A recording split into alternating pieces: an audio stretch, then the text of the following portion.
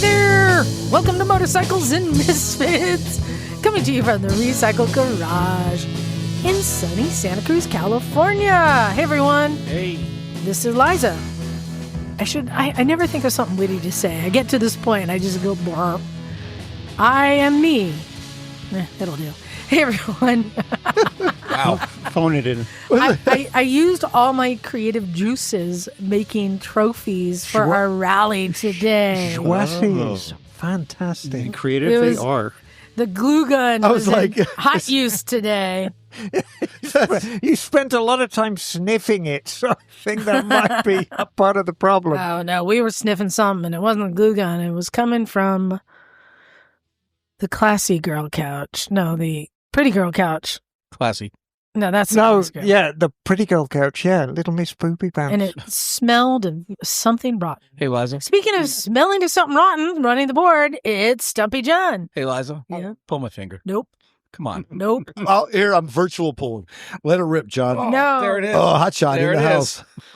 No, No, he's- I got to be honest with you, John. As nice a chap as you are capable of some absolutely appalling smells. I know. That was serious damage. That was like I was impressed with that. What are you? Yeah. That was. I mean, you, that's world class. it was military grade. I can't ride like It a really pro is. off, yeah. I can. I stick mean, like a you pro. you are capable of the destruction of olfactory glands. I've got. Well, one to talk on the classic girl couch, it's Miss Emma. Well, no, hang on.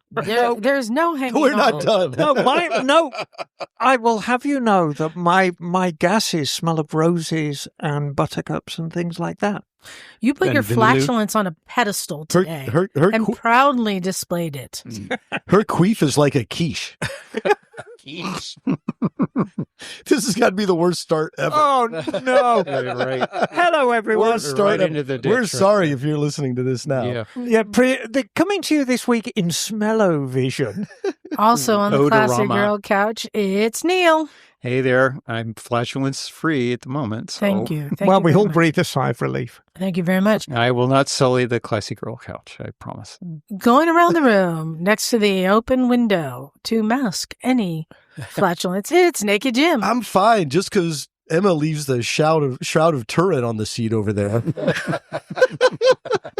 Be cool, be kind, ride dirt bikes. Thank you. Yeah. And of course, joining us from sunny Velveeta, Oregon, it's Bagel. Happily flatulence free up here at the moment. Has summer arrived? Is it spring? It's very springy right now. All of the trees are starting to send out leaves, and things are starting to come back to life. Grass is growing like crazy. I'm going to have to mow it again, and yeah, it's definitely feeling like today. It actually got up into the 60s again, so it's starting to feel warmer, and we've been getting a lot of rain, but we should have some nice days next couple days ahead. Oh, fantastic. Nice. Awesome. Yeah. And we'll be seeing you soon up in your land. Yeah, I can't wait. Now, Yes. are you working on a contraption that you can get one of your scooters to actually mow the lawn? I mean, you can. No. Well, you should. No, I have just like a regular little lawnmower, electric lawnmower. It works. Okay, very good. Well, and speaking of scooters, I helped a scooterist today. Yes, you did. It was a Vespa and everything. So, and I had to call Bagel because I'm like, I don't know why it's doing what it's doing. Yeah. But a young woman, Kate, was sent to us. She just bought a little Vespa 150 An LX, no less. that had been not run in a long time. It was, it's 16 years old. And it had 1,700 miles on it. Yep. It's pretty clean. And so it was bogging. So I said, well, let's pull the carburetor out. That's all I Right. know what to do. And we did, put it back in. And then when we started it, it was running, but it's going. I didn't know why, so I called Bagel. Idle jet. I'm like, what's going on? So he gave me some ideas. But Bagel, what ended up happening is once we just started kind of revving it, it suddenly, wah! And I realized she had, because it was bogging and something was blocked, she had turned on the idle adjust screw way out to okay, yeah. compensate. So then Yeah. whatever blew through, Mhm. suddenly we had to And it turn- was getting full power. full power and turn it down. Well, you know, on Cool. those LXs, power is a relative term. They're not Yes. a powerhouse. But a very interesting bike, as Bagel will tell you, because they made the transition from 2-stroke to 4-stroke. Mm. You could buy the LX as a 2-stroke, and then it became a 4-stroke halfway through production, but essentially looked the same. Yeah, well, the ET series actually did before the LX. Yes. But the LX continued that, and that was the last 2-stroke that they offered. Yeah. Well, and sadly, because she had only been riding it with it bogging, she wasn't used to it suddenly having throttle response. So it was like almost on empty. And I said, well, you might also have old gas. So why don't you run up to the gas station and we'll see if that will also clear stuff out. Mm-hmm. And so she takes off and she heads down the driveway and I hear this. Oh, no. She gave it too much gas and it lunged and she hit the curb. Went down. Oh, geez. Oh, no. I know. She okay? Yeah, she was okay. It was just from a start, kind of just she wasn't used to She's running that good much now. power. Wow. Yeah, Kind of whiskey throttled it. yeah. She got up to put gas in, came back, and Yeah. it was running good. That was Yeah, good. I mean, it Good. was, there's still just a tiny, tiny little flat spot, but it was so much better. And Nice. I rode it and I said, look, this is really not bad. And it rode exactly like any vehicle that's been sitting around for a long time. It just needed the proverbial Italian tune-up. Yeah, exactly. Well, and I want to see if I can do this right. It had a crazy story. I asked her how much she got it for. She goes, well, no one wanted to buy it because it came from Mississippi and it didn't have the paperwork. Hmm. And I'm like, oh, No we title. all hear these stories. So Mhm. she tried to get it registered, and they said that, well, you're going to have to go back to the DMV in Mississippi and get the registration because there was no registration, and California has no record of it. So they need something to put in the system. Right. And she's like, oh, but I got it from this person. Well, they're going to have to go back to Mississippi unless they know somebody at the DMV who can verify them. So she called the person she bought it from, who called the DMV, and the person who answered the phone was in her wedding party. Wow. Oh, Wow. That's a very Mississippi story right Yeah, there. she's a small town, knew who it Well, was, it isn't. and was able to verify her and send her the registration so that it went through. Can you believe that? Awesome. Wow. That's great. I know, So right? fortune favors the bold. Yeah. Yeah. Buy that no title bike from Mississippi. Yeah. So yeah, I was able to help her out. Yeah, Right, she took a little spill, but I'm guessing that Jim, did you take any spills today by chance? No, You did something cool. I did. What'd That you was do? a quick transition. You caught me off guard. I was thinking about that chocolate eclair I gave Emma earlier. You were thinking about where most of because the she's- chocolate ended up. That explains that brown mustache on above her lip. I thought it was something else I didn't want to ask. No, don't go there. And there is actually a scientific name for that, but we're not going to talk about that tell. now. Jim, so where'd you go? So yeah, I did some motorcycle training. Imagine that. So I spent the afternoon up at Garahan off-road motorcycle training. Oh, cool. Yeah, so Yeah, it he's a local guy up here in the Santa Cruz Mountains that we've all heard of. You've met him before, but I've heard that he's got this land, the magical land up in the mountains. Yeah, it's pretty cool. His name's Brian Garahan, Mhm. and he's got a training facility, we'll call it, up in the Santa Cruz Mountains. And I'll talk about the place first, and then I can talk about. Before you do that, one more misfit has joined us. It's Scottie. Hello. Thanks for joining us. I know you were out there shutting down the garage because we had some people wrapping up projects. So thank you. Yeah, we got it all done. So Garahan. Yeah, so Garahan Off-Road Training. So Brian Garahan's his name, and it's his business and all that kind of stuff. And Brian's got a deep history in motorcycles, not only in Santa Cruz Mountains, obviously, but racing and that kind of thing, off-road stuff. But for my day today was up at the property in Big Basin. So if you don't know where Big Basin is, it's deep in the Santa Cruz Mountains. And there's actually a state park there, Big Basin State Park, that burned back in 2020. Yeah, the fire zone. So if you're from this area, remember in 2020, not only did we have COVID, but we had the August lightning complex fires that came through here and basically torched a lot of the Santa Cruz Mountains. So Brian's place is way up there. He was not unscathed by the fire, unfortunately, but they still have one of the original houses and stuff like that. Anyway, he's got this killer property up there, and he does all sorts of different levels of dirt bike training. Everything from kids beginner, to other beginner stuff, to intermediate, to hard enduro. And real quick, what's his background? Yeah, so I didn't really realize it until I started looking into it. So he's got a serious hard enduro background. Is it ISDE? Yep. Yeah, funny you should bring that up. Imagine that, right? I think that might be on the menu for tonight. But, he's got some legit race history doing that stuff, desert scrambles, or desert hare, whatever you call them, scrambles. So Brian's got a rich history of motorcycle racing and hard racing. Another thing he puts on is the Donner Hard Enduro. Oh, no way. Yeah.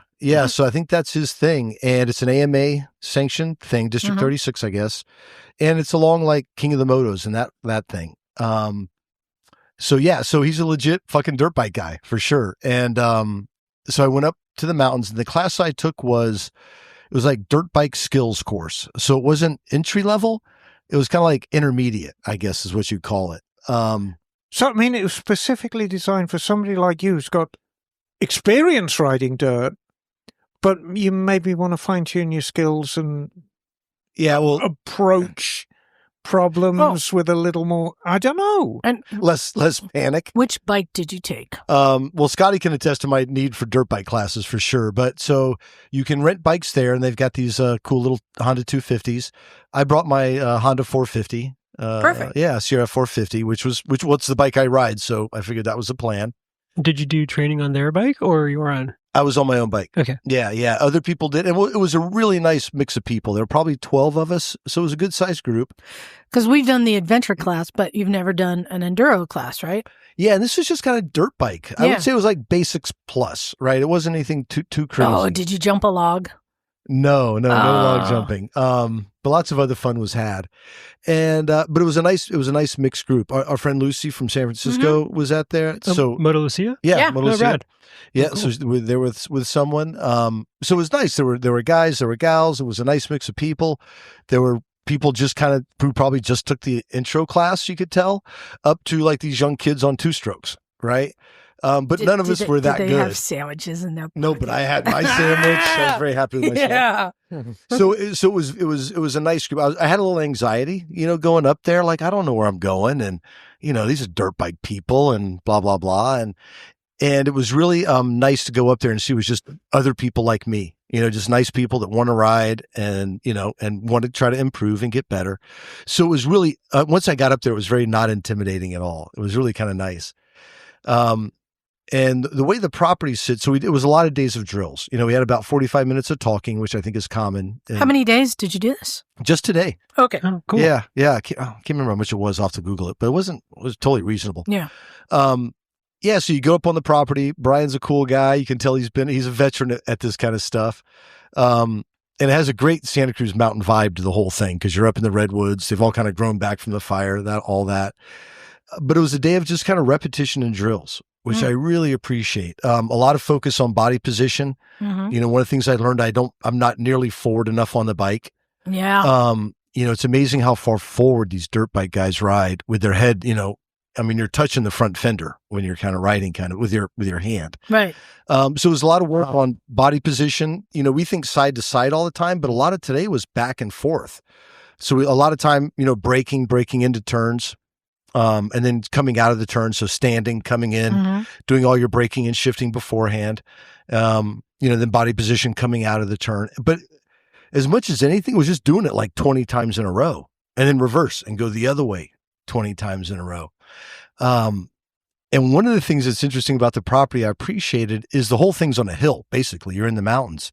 So very rarely is it strictly you're going in a circle on flat ground. Right. So when you're working on body position or turning and all that kind of stuff, a lot of it's uphill, or it's downhill, or it's in a rut, or it's off camber, which I found, it was really good. Very hard to practice though, because you're thinking about so many things. You think just introducing one or two new things into what because what I was thinking about was body position, was getting my body more forward and a few other things. So, do you think I would enjoy the class? No. No. But if you do, I think it's like most classes. Yeah. It's worth doing if you're trying to improve and be a better rider, and you want to get some reps in with someone that knows what they're talking about. It was super helpful. And, Brian was very like, I won't say it's tough love, but it's like pretty straightforward. Like, do this, don't do that. And, he'll watch you, right behind you, or just watch you, spin some laps or go through the woods, and then stop and, tell you, hey, try doing this, try doing that. It's one of these things that little did I know how much I still don't know. That's so cool that it's right here, super convenient for us. Do you imagine there's probably something like this no matter where somebody is? There's probably a local pro that offers courses like that? Well, I think depending on where you live in the country, sure. Yeah. For us, we either have to go up in the mountains or further away. So I think it just depends on where you live, right? What you have access to. Yeah, all these like ex-racers, they're out there. You can find them. Like Mike's been finding them, and getting training. Yeah. So, are you going to go back for another class, do you think? I'd like to. And like we've talked before, I think trials is the way to go. Seriously, become a better dirt bike rider. So at the end, it was really cool. So we did a bunch of, just a bunch of skill building stuff. Again, what was cool is you're up in the redwoods. I mean, it's really beautiful. So you're going up hills, down hills, side hill, off camber. We're doing figure eights through the trees, which is a lot of fun, especially when you get 4 bikes going at once on a figure eight. It gets exciting. Oh, jeez. I know, right? So just being up there was really exciting. And then getting the reps in too. But at the end of the day, he's like, hey, if you want to hang out and keep riding, cool with that. So we did some single track downhill, which that's where I really need the help, right? Yeah. And like mountain bikers pick up dirt biking so quickly because they're good with the brakes and they're good with the balance. And I'm not so good. So it was nice to just spend some time in a safe environment where you can practice those harder things, but do it over and over and over. So yeah, highly recommended. Go take a class. But yeah, Brian was great. Can't see, he was awesome. Had a couple of younger guys helping him out. They were super cool too. They all race. They all do this crazy ass hard enduro shit.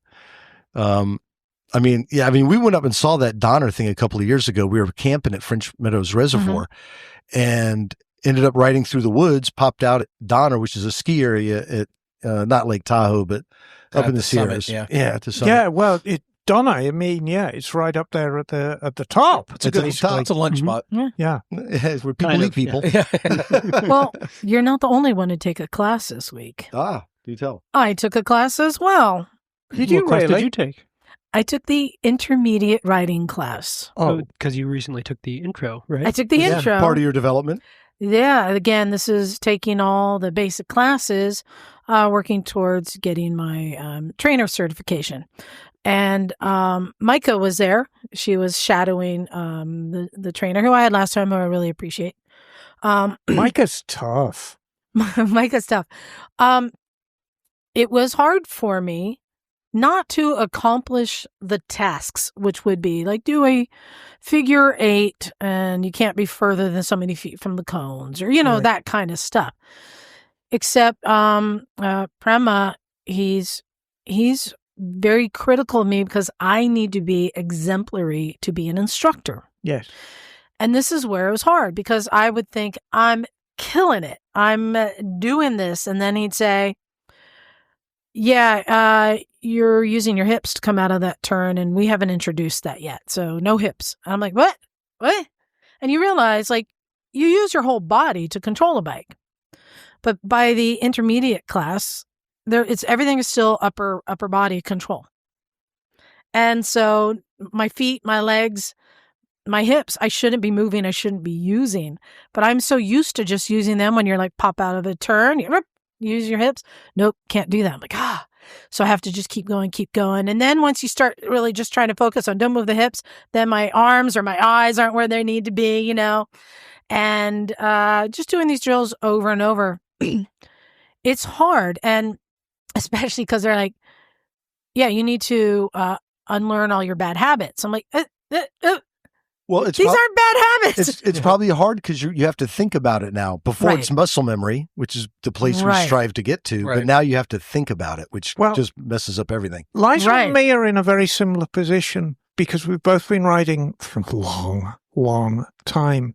You're And old. training simply wasn't around back then, or wasn't. formal training. So you cobble together these set of skills to keep you alive. And let's be honest with you, I mean, it's survival of the fittest. I've lost friends. I know you've lost friends. So you've got these skill sets. But I mean, you know, when I was on the Dolomites trip with Cat? with Keith Okay. Keith Yeah. Culver, he said, "No, you're untrainable, Em. Yeah.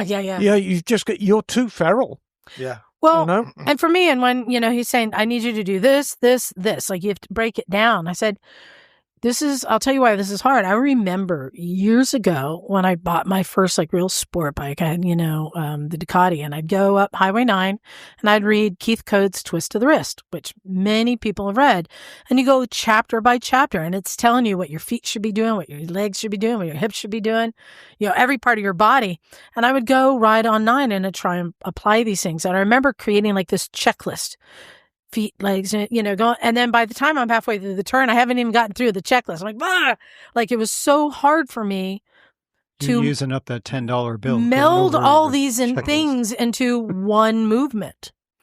And now in the training, they want me to deconstruct it down to individual movements and throw half of them away. So I'm not saying it's right or wrong, just like it was hard. It was pretty frustrating for me, because all of that work that I did to get all these movements into one, you know, into a flow, now I need to break them down. So, but it's good to take. I mean, I can't say like I'm learning more control. I'm just learning how to do it the way they do it in order to teach. Well, you're learning how to teach. Exactly. But the thing that's interesting is I took the Niken, Oh, you did.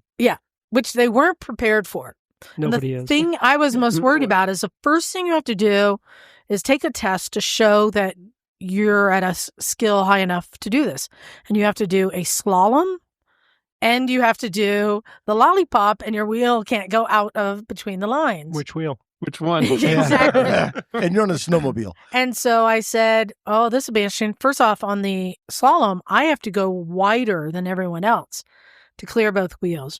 But I was able to do it because, I mean, you know, the Niken is just very easy to ride. Oh, yeah. It just tracks so perfectly. And then they were accommodating. They actually had to go up the chain to like the head instructors, see how do we handle this? And it's like, imagine the center wheel. That's it. Imagine the center wheel. But I had Prema even did it and tried it on stuff, and he was able to do one complete turn of the lollipop without either wheel going out of the line because he only had about 2 inches on each side. So it was fun. It was interesting. And I mean, anytime you're doing, you know, drills, you become a better rider. Mm-hmm. Speaking of which, you know, Emma, I had declared a little while back, not long after Malcolm Smith died, I had made a declaration that I think he was possibly the best rider in the world ever. The skills it takes to do the kind of He was riding he certainly does. the most varied, yes. And a lot of people have their own opinions about Rossi, racetrack, stuff like that. In my opinion, riding like enduro off-road, where the terrain changes, it's not predictable like it is on a track, takes the most skill. Right. And I'm now going to say that it's possible there's a rider who I might put on a pedestal above Malcolm Smith. Sure as shit isn't me. And in fact, that brings us to an email that I received that I wanted to share. And this email came from Terry Sutton, who said, "Hey, y'all, I just listened to your podcast the other day for the first time. I'm new to the world of motorcycles. I married into it recently. And I love your stories. The episode I heard was on Malcolm and Mary. It was tremendous. The research you put into the topics shine through.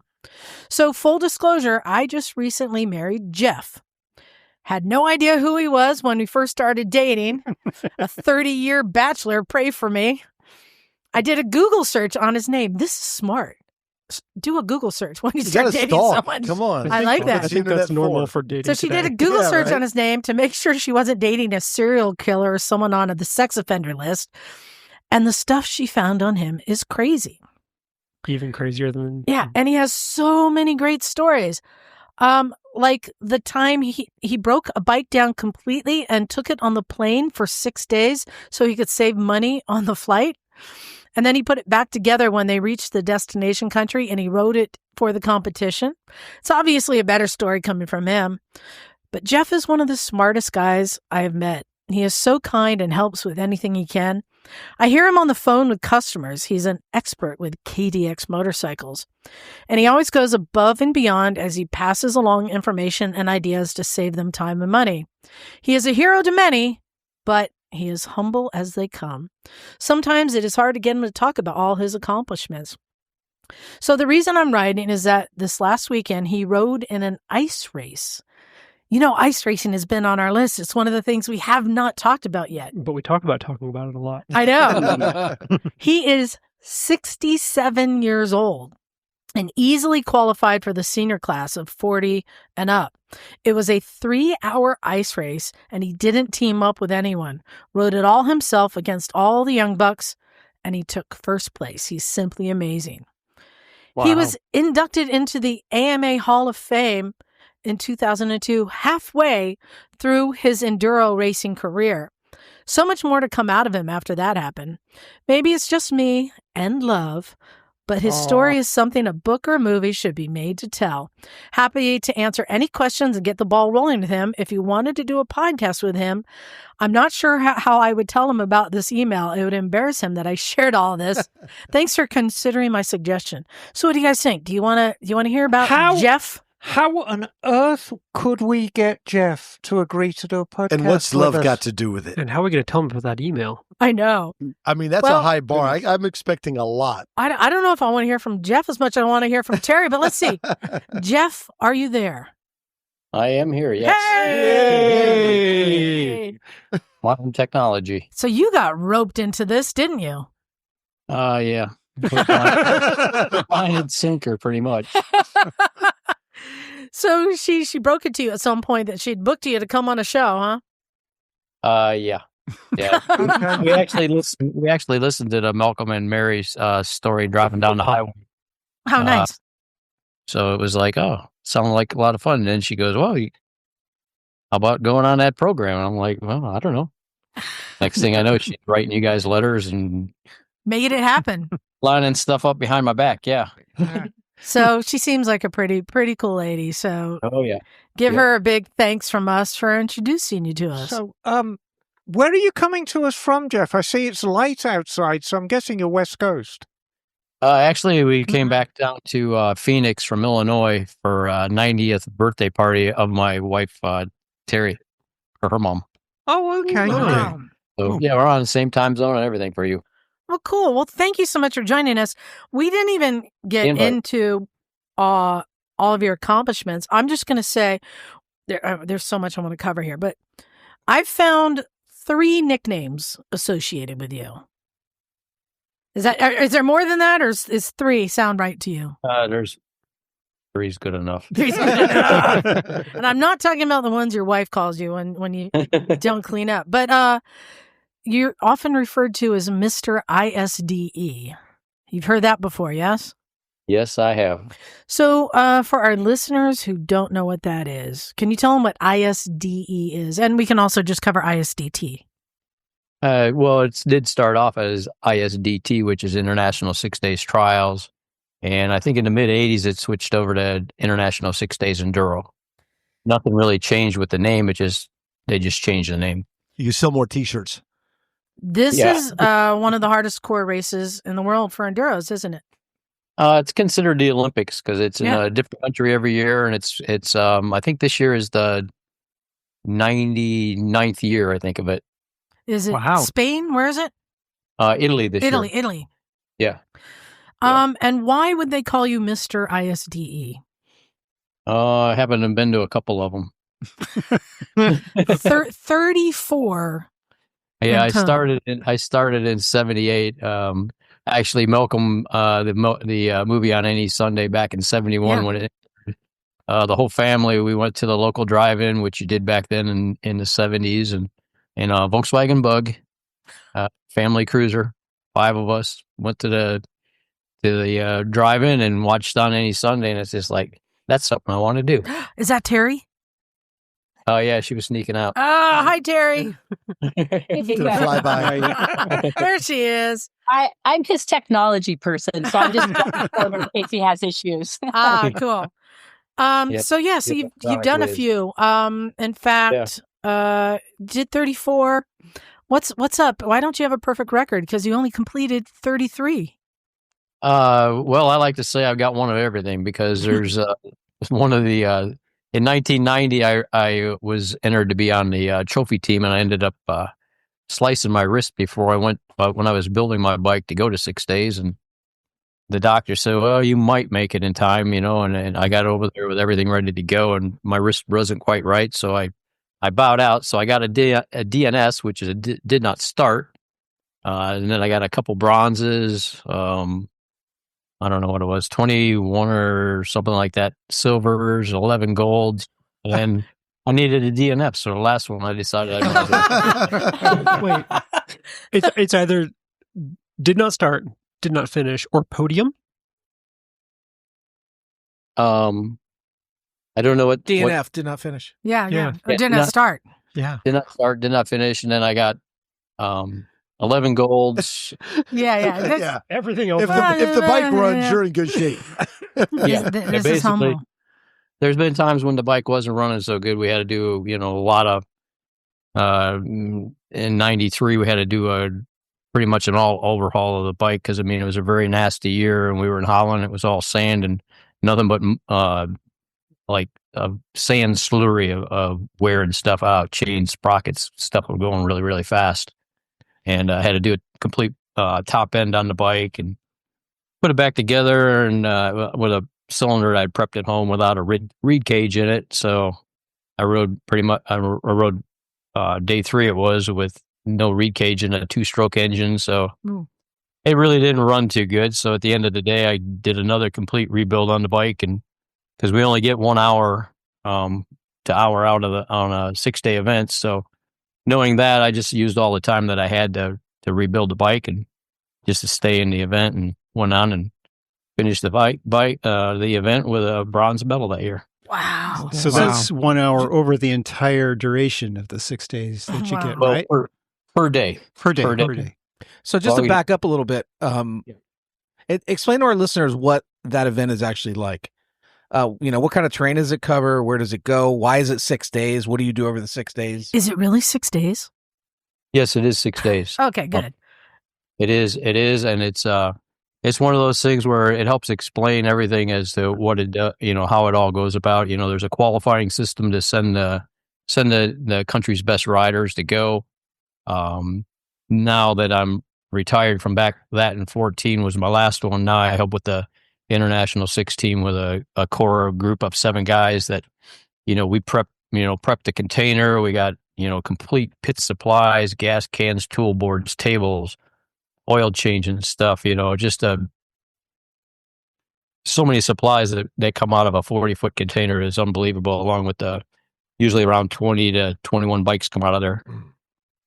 Wow. So another nickname that you have would be Mr. Mr. KX? What, did I get that right? KDX. Yeah, Mr. KDX. So Neil, you can actually comment on that. Well, you're kind of one of my heroes. You're a fanboy here. You and Larry Rosler, but both Kawasaki riders. I bought a KDX because of you. In 86, and I rode it in exactly one race. It was the Virginia City Grand Prix in 87. I think Rosler won that year. And one of the issues that I had with that bike is I bashed the rear chain guide, which misaligned the chain and almost took out the rear sprocket. And you made an accessory, a gizmo for that. Yep. Yeah. He's like, yeah. It's like, yeah. That's why he's got the house in Arizona. Exactly. So I admire, that you had so much experience with the bike and that relationship with Kawasaki, and were able to share that not only just by being who you are, but through applying some engineering to it to solve problems. Yeah, that's pretty much how everything all started. I mean, it all started with handguards. Basically, it's like, there was only one maker of handguards out there. It's like, I think I could make a handguard that's pretty good. And once I started advertising a little bit in like Cycle News and stuff, it's like, oh, this is how we get a hold of the guy that knows something about KDXs, and it just snowballed from there. So, Jeff, in previous years, we've interviewed a lot of people in the racing industry. One of my favorites was Wes Cooley, and the late Wes Cooley, of course. And Wes always credits his relationship with Yoshimura, and particularly with Pops Yoshimura, as part of his success. And you really got involved with Kawasaki for many, many years. Did you go looking for them, or did they come hunting you? Actually, that's a funny story because I raced for Suzuki before that. I went to Kawasaki from 79 to 82, and 82, the economy wasn't too good, and things were kind of falling apart, and didn't really have anything to ride for 83. It was a kind of a joint venture between Jones Goggles, which probably not too many people knows what that is, because it was only around for maybe 10 years, maybe. But between the Jones Goggle guys and Metzler and Kawasaki, they were able to come up with enough stuff to send two of us running around the country campaigning on the KDXs. So Fritz Cadillac and myself were basically Team Kawasaki, and we went to the nationals and stuff like that and campaigned the KDXs in that format. And then we both ended up in 83, both qualifying to go to 6 days in Wales. We got over to Wales, and the Kawasaki shop is where we picked our bikes up. I mean, they were just bone stock bikes. Picked them up, and the guy's like, "Why are you riding these things in 6 days?" And I'm like, "It's a good bike." And he had a brand new one on the show on the showroom floor, and it was just sitting there. And we rode them bikes, and it was a really muddy, wet event. And by the time we got done, he had both of our bikes sold, and the one that was on the showroom floor as well. Wow. Nice. And A lot of pull through for that. And that was 83, did you say? That was 1983. Yeah, Yeah, first year. I was at that event. Mm-hmm. Oh, really? I was actually at that event, so I almost certainly saw you go by on your KDX. But we'll be back there in so it's Italy this year, Portugal next year, and then the following year we'll be back in the same town in Wales. Oh, cool. Yeah. Well, I wanted to go back to the start because a show that we did not too long ago talked about trials riding and how just surprised it's just not more popular here because it's the easiest, the lowest barrier to entry for anyone to get into, and how all the skills you learn translate to any type of riding you're doing, dirt, street, everything. You got your start on trials riding too. Is that true? Yes. It's trials riding. Actually, I ended up buying my first bike. Well, my first bike I was given was a Hodaka Ace 90. It's kind of shoestring together from a hand-me-down from my dad, and rode that in a couple events. And then my uncle, he was selling Hodakas, so I bought a Super Rat. Went to one motocross, and Mom says, you ain't riding no more of those. That's dangerous. So now I got a motocross bike, and it's like, okay, well, it ended up being a trials and egg hunt bike. So we found we put some Boltaco stuff on the Hodaka to make it sound like a trials bike with the popcorn thing going on. And, raised the foot pegs up and the shifter and the brake up, and rode trials and went through the novice up, and just before I went to expert, I got driver's license. So just prior to that, I had bought a trials Honda TO 125, and it's just like, I got my driver's license. Like, okay, we're done with trials. Let's go. Let's go ride enduros on a trials bike. So ended up riding a trials bike to work, to school, in all the enduros, and advanced through the system to get to A rider in the first year, and on that trials bike. So now you think, a lot of people, as they get further along in their career and their age, try and slow down, and a lot of people go back to trials riding because that's something anyone can do of any age, Right. really. No, not this guy. You have not slowed down. What's your latest thing? Because we got to we'll come back and cover everything. And this would come around to your third nickname, which would be, is it Iceman? Yeah, I get called all kinds of ice. He's got more call signs than Tom Cruise. Ice, It baby. depends what season it is. You want to tell everyone why you have that nickname? Well, I've been doing ice racing since mid '70s. Been doing that for quite a while. Got involved with building tires and stuff. So I build many tires for people overseas, all across the country and stuff. I'm in Canada and stuff. So keeps me busy in the wintertime. Well, we know very little here in California, but ice racing doesn't seem massive in America. Is it more a Canadian thing, or is it bigger on the East Coast than we realize? It's actually really, really big in the Midwest. Oh, so it's the Midwest that really have taken it's a big Midwest thing. I mean, there's tires. I said tires. Big states are, Montana, North Dakota, South Dakota, Minnesota, Wisconsin, Iowa, Michigan. So what kind of platforms are used for ice racing typically? Well, there's basically two kinds of ice racing actually. So there's oval racing, which was around forever. And then I think it was the early 90s, they started getting into this road, kind of a road track type thing with a 1.5 2-mile track and stuff. Yeah, this is absolutely crazy. We were watching videos today, and I have seen the traditional oval. Yeah, where they get the hot shoe and got the guards on the tires, so when you run over somebody, you don't chew them up. But this is different. This looks like I was saying it looked like a TT track. Like a TT track. Okay, yeah, okay. Very long, left and right turns, and riding dirt bikes that don't look that modified. What kind of modification besides the tires and the studs in them? What modifications are you doing? Basically, not too much. We put a tether switch on them, the fender guards on them. Mm-hmm. Put some muffs on your hands to keep your hands warm, and put some good tires on, and go out and have some fun. And they are ripping around. I mean, the traction on an ice bike is phenomenal. I mean, it's just about like being on the street. I mean, that sounds counterintuitive. What makes that possible? Yeah. It's the sharpness of the screws. I mean, there's screws that are made special for ice racing. I mean, they look like they're just a hex head 3/16 tall, but they're super sharp. I mean, it's one of those things where we work right with the screw builder here in the States with them, and make the guy punches out good screws time after time with the Pro Gold screws, and it's just knowing how to put them in the tire and going out and have some fun.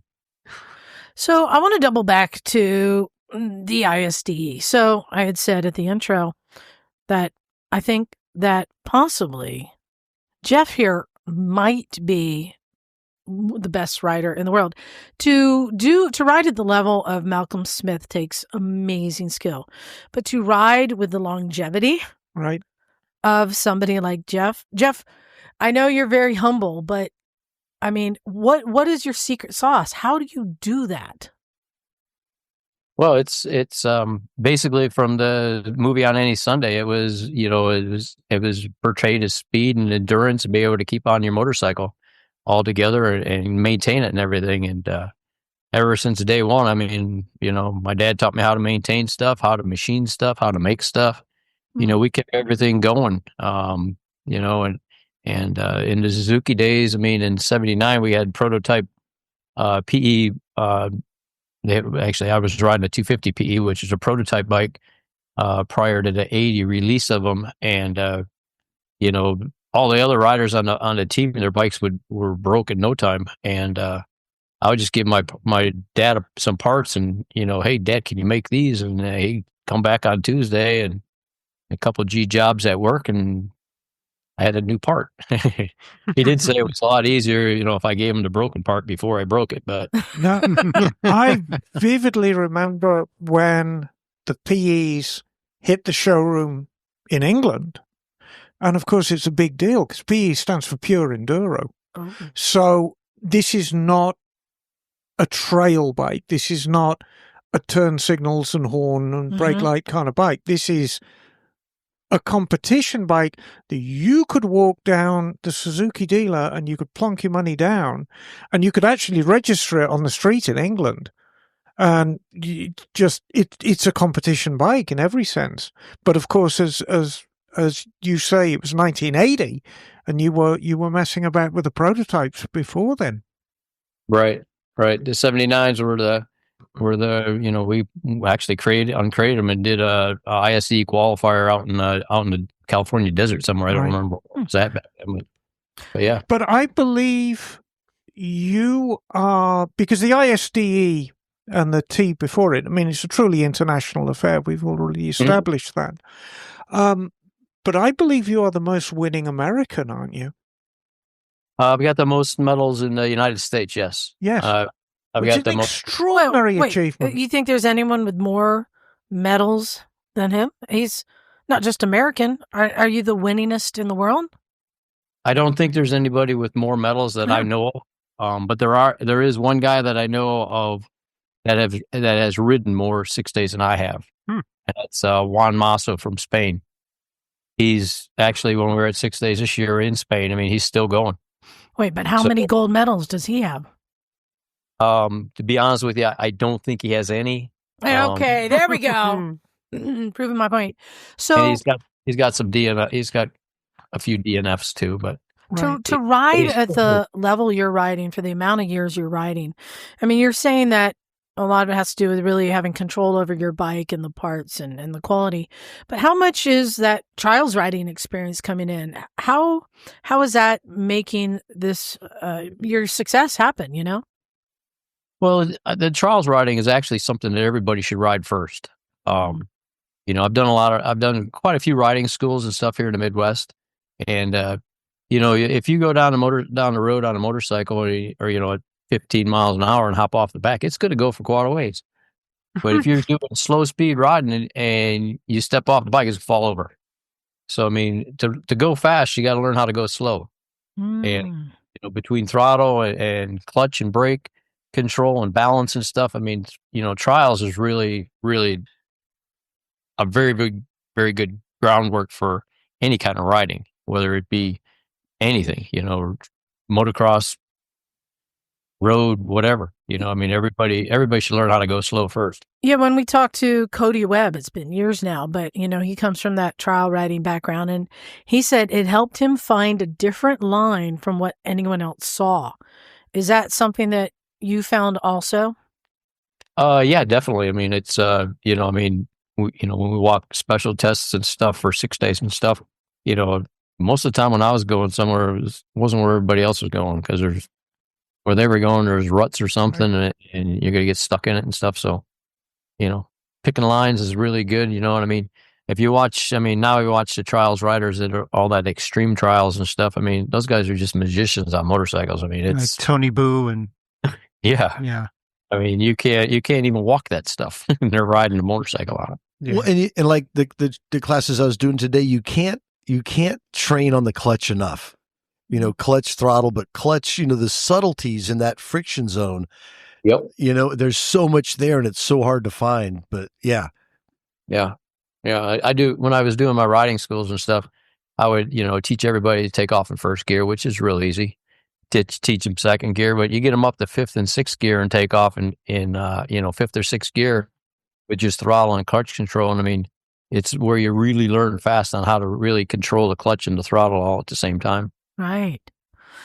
So you started on the Suzuki, but then you went over to the KDX, and that's really where you kind of made a name for yourself on that KDX, according to Neil, who remembers that fondly. I do.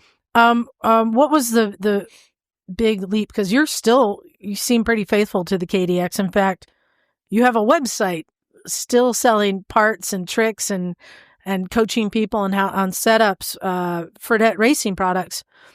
What was it about that KDX that really clicked for you? Well, it was one of those bikes that, I've been kind of like, if everybody's going left, I'm going to go right.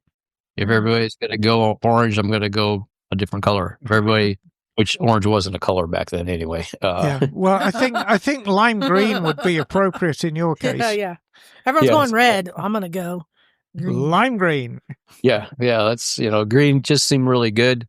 They were very good to me at the beginning, and I mean, we got bikes and stuff, and we're able to keep them going. I mean, and that was one of the big things when we were switching from Suzuki to Kawasaki the very first year on the KDXs. It's like, the Kawasaki Enduro team at the time, back in the Suzuki days, in the 80, 81, 82 days. I mean, the KDXs didn't really have a very good reliability factor to them.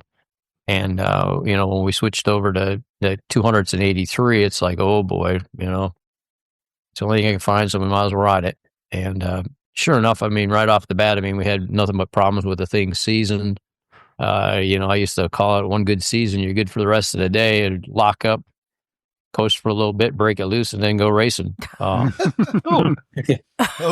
That's the break-in situation. Yep. Yeah. Yep. It's Okay. a heat cycle.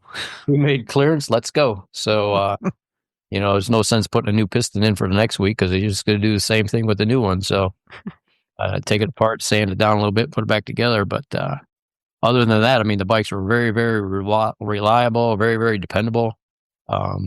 Basically everything you need for off-road use. I mean, it's something that's light and reliable. Exactly. That's what I really liked about mine is that I had been not riding for a long time, and my brother got me back into dirt bikes in my mid-20s. I'm a couple of years younger than you, but and he said, "Oh man, you should really check out this KDX. It's like 125 weight, but it's a 200. It's like cheating." It basically was. I mean, I think it was Holland or it was either Wales or Holland. 6 days you used to weigh your bike going in, and I knew I was going to have a problem going into impounding my bike because my bike didn't weigh enough. And I had my dad machine me up 2 solid chunks of steel to put in a little fender bag on the back of the fender. And I put those things in there, and we went through tech inspection and made it through no problem. And I took them out discreetly right after that and carried them on out. And I'll never forget, Mark Hyde was ramping and raving how heavy his Husky 125 was. And I handed him about 10 pounds of steel and said, yeah, I had to put this in my bike to make it heavy enough to get into the impound. It was kind of funny. That's some Smoky Unix stuff right there. Yeah. Wow. Well, let's just get to, because Terry had said, explain this, the time you broke a bike down completely and took it on a plane. Yeah, I've been kind of a miser on money, actually. So the 6 days we used to, when we first started, we were putting bikes in containers. I don't know. We weren't having any containers. They were actually air freighting them over. Mm-hmm. And it went by, you by the size crates you made. So I thought, well, if I just, take my bike apart and put it in my luggage and carry it over, it'd be a lot cheaper. So that's what I did. The first year I did that, and everything went real smooth. I mean, it was clockwork. I mean, I pulled up there. I kind of checked with the airline what I needed. I had 5 boxes, and I had some people going with me. So Everyone gets a bag. Everybody gets a bag, yeah. and 2 of them were, over the 50-pound, or I think it was 70-pound limit back then. But it's just like I knew I was going to pay, I think it ended up being $180 or something per bag, so $360. And I got talking to the guy, booking me in, and got talking motorcycles actually, and he wanted to know where to take his street bike, so I gave him a good idea where to go, and I left the counter, and I'm walking through to go through the security, and I hear my name page. I'm like, oh, my bike's not going where I want it to go. And he called me back, and I went back up there, and he goes, hey, I'm not going to charge you for that bag. So we got the first year for free. So nice. So yeah, Cool. After I did it once, I did it 3 more times, and it seemed really, it went really smooth, and actually there's people in different countries that got a bike that, didn't really come in the correct way, but they're having fun on them. Oh, you left them there. Yeah, we sold them over there. Wow. We've all dreamed So now of they doing have that. provenance. Yeah. We've tried to figure out how to put a bike in a bag when we Well, go over to Pakistan. I feel that the airlines have changed sufficiently now that I don't think we could try that no it'd more. cost a little more. So I have a question for you. I mean, like many others, you started with trials, Mhm. and then you've done just this wonderful career with enduro, and a lot of riders, particularly Americans, become very, very tempted with track. Kenny Roberts is the obvious one. Did you never want to make that leap to road racing? Did you feel your spiritual home was the dirt? Or was that something you tried and didn't really get on with? Or No, I did try some flat tracking for a little bit. A bunch of friends lived near me and stuff, that were ice racers and stuff, said, come on, let's go do some flat tracking. So we went to Niles and stuff, and that was back in the PE days. So I'd put trials tires on and go flat track my PE. But that's still quite dirt. I mean, I'm talking about, road track racing. Yeah, no, it's not something I never really got a inkling to go try. Right. It just never, I don't know. Different strokes for different folks. Maybe next week. The book, the cards never lined up to go there, so never did. Right. So during your career, Jeff, was there a particular event, ISDE event or other event that stood out as the most challenging or memorable for you? Well, the 6 days was the big thing, and still is, but there used to be it used to be called the Illinois Off-Road Championship here in the state of Illinois. That was started like in 77, 78, something like that. And I campaigned that thing for quite a few years. There was a lot of other Fast Factory guys that came in. Johnny Martin and I, he was on the Can-Ams and I was on the Kawasaki, Pentons at first and then Suzuki's and then Kawasaki's. The guy that was putting it on was a Can-Am dealer. So, he maybe got a little bit better help than I did, but, him and I, we went back and forth at those events. You know what I mean? It was some good times going back and forth. And I mean, it was a really, really tough enduro. I mean, or not really enduro. I mean, it was a 50 mile 2-lap race.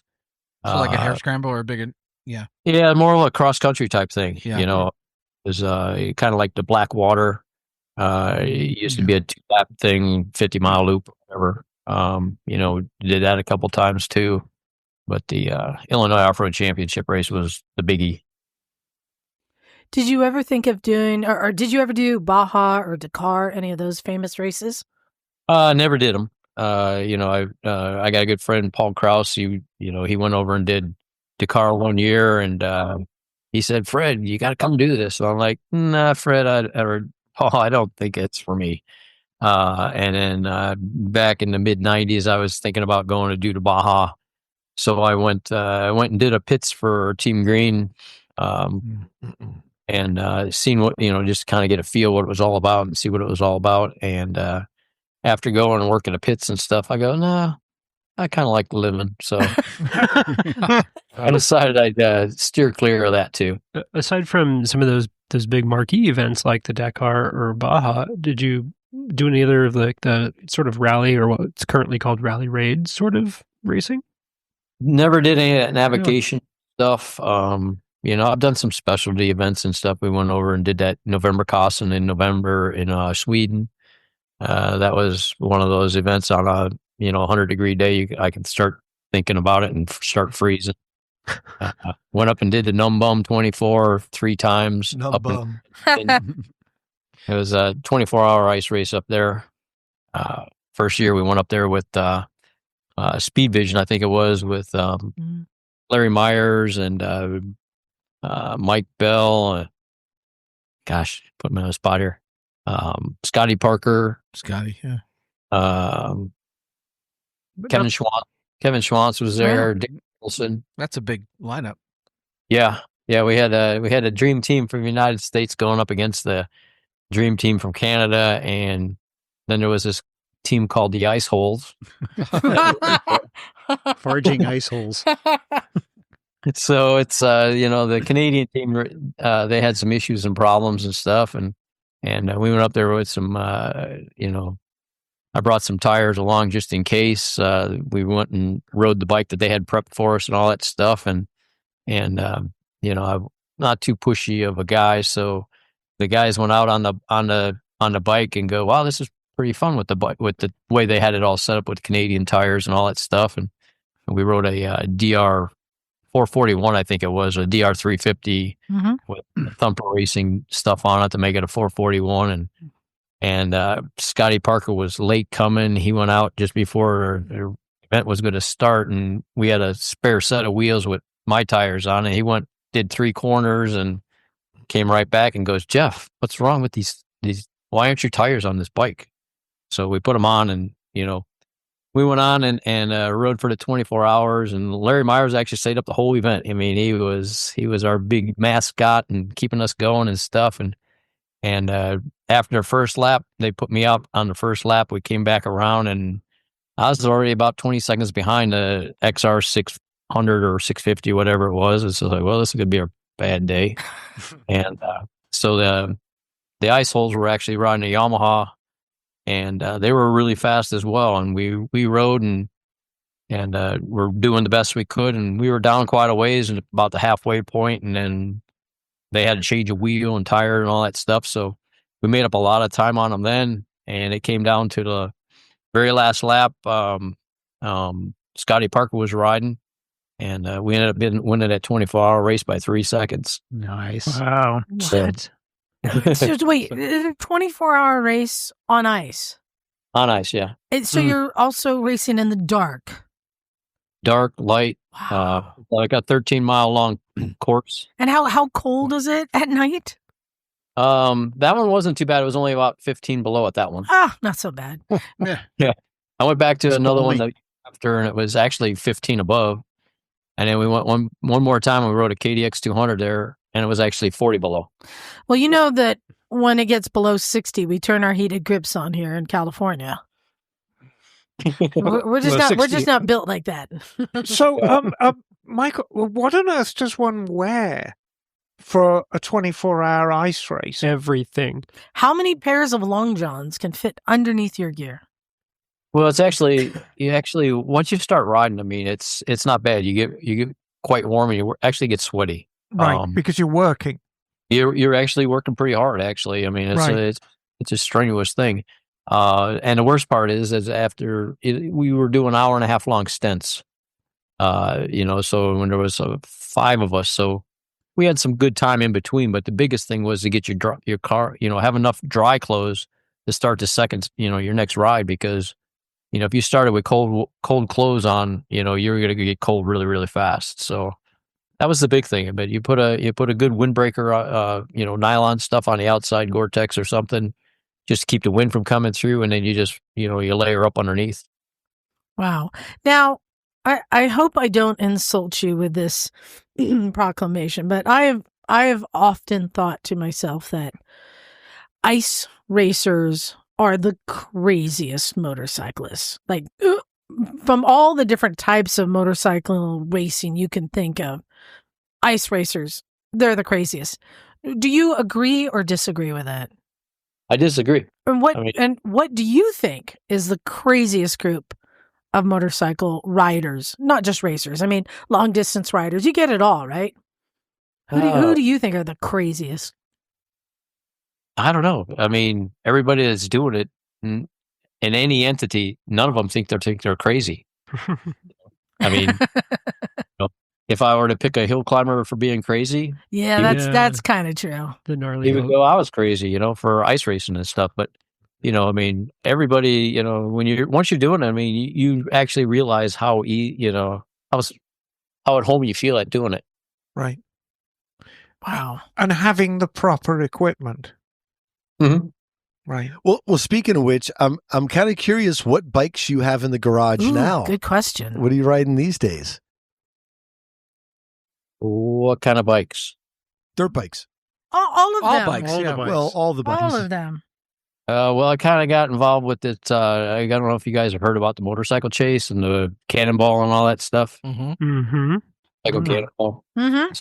So I seen the Cannonball come through town one year, and it's like, well, that looks like fun. So we found some. I found couldn't find anything old enough for the next one they were having. But then they came out with the motorcycle chase, and it's like I had an uncle with a 42 WLA, so I borrowed that from him, and it was really, it looked pretty. It wasn't maintained very well, so we didn't get very far the first year. So I ended up buying it from my cousin, and went completely through it, and I was ready for the next one. And in the meantime, I found a bike that was going to be good enough for the right age group for doing the Cannonball, which was a 27 Douglas 350 EW. Bought that from a local collector around by us here that had one, and it looked good. You know, I mean, it started, ran pretty good, but after a couple rides, I could tell it was going to need some help. And in the meantime, I'm kind of a guy that's got two of something. You know, if you got one, you got to have two. So I ended up buying another one in England, and kind of bootlegged that thing home one year. And, Did you get that home in your luggage? That would be a challenge. Yeah, it came home. It came home, and I was unable to title it because I didn't have any papers that said I brought it in. So, but I built that thing up for the Cannonball, and had all ready to go for the last Cannonball that they had, and was doing some break in and all that kind of stuff, and ended up locking up one cylinder and stuff, rear cylinder. So they ended up letting me ride the WLA 42. So I ended up riding that in the Cannonball, and I rode 3 of the motorcycle chases and 1 Cannonball, and I finished 2 out of the 3 motorcycle chases. And the Cannonball, I had electronic ignition, and the very last day, the bike just wouldn't start. And it was the electronic part that failed. So is that all you've got in the garage now, or the old Cannonball bikes, or do you still got some smokers in there? Oh no, what else you got? I got a lot of bikes in my. Oh, wait, hold on. Are you not supposed to say it out loud in front of your wife because she doesn't know what they all are? Tell him how many. There's probably about 65 bikes. Whoa! So we don't have enough time. He wins. Yeah. How many KDXs do you have? There's probably 30 of those. So that brings me to this business you've been running, selling race equipment. I mean, obviously you race, you win. You've got a formula for riding a bike, but there's obviously a formula for the parts. Did selling them, there was just a natural thing that you wanted to start selling them? Has this been your living over the years, or a lot of questions. Yeah. There's a lot involved with that there. Back when I told you I was making handguards and stuff. Yes. A good friend of mine, Carl Berggren, was running Hallman Racing here in the States. And he goes, we need to start carrying these at Hallman Racing. So he says, I want to sell them for this price. And I said, well, I can't make them for that price. It cost me more than what I'm making them for. And he goes, no. And he pretty much got me started in the whole business. He says, hey, I'm going to order this many products in a year, go out and find, for the volume that we're going to be needing, go out and price it out that way. And so I did. And I mean, he pretty much walked me through how to sell the handguards and stuff, and got the business going that way. Between that and the bike, the questions coming in for the KDXs, what about this? Well, why my bike's doing that? What do I do? And then breaking off into, well, this is bad on the bike, so make one of these, like the chain guide support, right? On the 86 to 88 models, it's like it was a problem that needed fixing. So, just go out and make some chips in the shop and make some pieces and try them, see if they work, and send them off to my machine shop guy and have him make me up some. So, right. It was just one of those things that just kind of snowballed and kind of got out of control. So I'm on the Fredette Racing Products website right now. I mean, you do a lot. And it also appears that it is open Monday to Friday, like 8 to 4. I mean, this is your living. Yeah. Yeah. Yeah. And And you're still, do you have employees, or is it just you working all these hours at your business? I always like to say that everywhere I've gone, there's been three of us. Okay. People ask, hi, hey, who's going with you? I always say three of us. It's me, myself, and I. Right. So, the shop, pretty much me. I mean, it's when I'm there. It reminds me a bit of Mert, Mhm. when he got older and was just, making Mert stuff Lolo. in his Yeah. garage and selling parts and, just working on his own, doing what he loved doing. Yep. Sounds like this is just where your passion is. Do you ride street bikes other than the Cannonball bikes? Yeah, I got a KLX 650. Okay. That was a Kawasaki deal too. That in '08, I think it was, we went down to the Panama Canal on 3 KLR 650s, and my purpose was just to go along and keep the bikes running. One of the journalists was Fonz. Can't think of his. He just went by Fonz, Alfonso. Mm-hmm. Can't remember his last name. And then the other one was Ken Freud. We went down to Panama Canal and did, they wrote up articles on how good the bike was for the 2 magazines they were writing for. And I just had to keep the flat tires aired up and electrical problems to a minimum. And got down there, and then we flew home, and Kawasaki sent me that bike. And so then I just started riding that. I've never rode a street bike up till then, more than a couple thousand miles on the road. And after that trip, I had 5,000 miles on it and gone up to Prudhoe Bay, Alaska from Illinois on it. And Wow. you know, So maybe you can settle a score here for us. We have often debated which is the better bike, the KLR 650 or the DR 650. And now you may have brand loyalty, but XL doesn't even get in the game. In your opinion, of the two 650s, which is the better bike? well, since I didn't research the 650s to begin with, I ended up with a green one. There you go. I mean, I can't really say, if the Suzuki's good or bad. Ah. I know that I do see a whole lot more KLRs out there than I do DRs. I had I had a KLR too. So Team KLR here. I have a KLR, so there you go. I've had two. Oh, we got a handful. Yeah, no, I'm. Oh, wait, how many KLRs Emma do hates you the have? KLR. Yeah, no, and I was going to say I'm in the minority here. I know. Yeah. But they are different bikes. They're very, very different bikes. They're comfortable. They're good for covering distance. It's a zombie apocalypse bike. Yeah.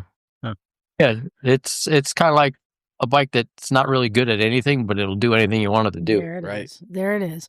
So it sounds like you don't have to hide your bikes from your wife like many people do. Sounds like you couldn't. Since she's only been around for a little short of 2 years, Ah, so that was part of the package deal. But I have bought quite a few since her too, so it's not kind of like slowing me down any. What's the most modern bike that you're riding? Oh boy, the most modern bike, probably I got a KX 250F. I mean, it's a 14. Okay. I think that's my newest bike. I'm guessing it's fuel injection. It is, yeah. So Yep. what do you think of the modern style bikes compared to, the beasts that you're used to from the day? Well, the beasts. I mean, the KDXs were never a beast. I mean, it was a nice small bike. Mm-hmm.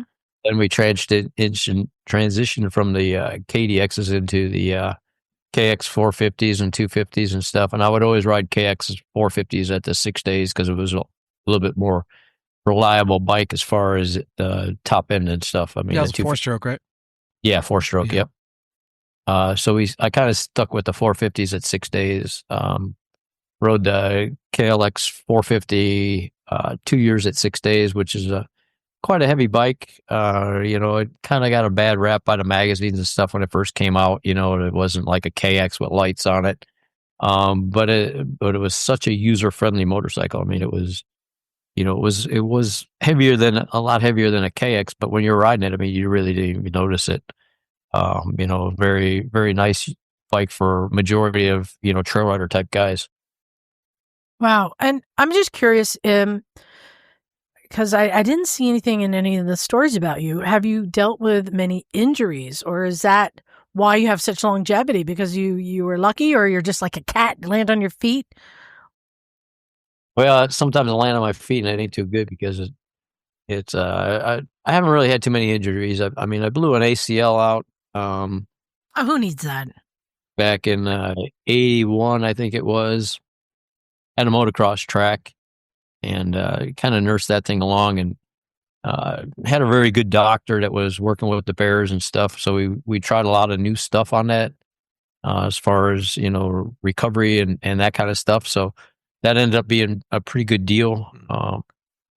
Got me back pretty quick and stuff. So it was good after that. And then in 95, I think it was, I was riding a local enduro and hit the front brake a little bit too hard on a asphalt, and the front end washed out, and put my foot down again, and it tore it up really good. That time we had to go get it rebuilt. But other than that, just a couple broken bones and stuff, and not too bad actually. But now you're in your late 60s, and a lot of our listeners are getting up there as well.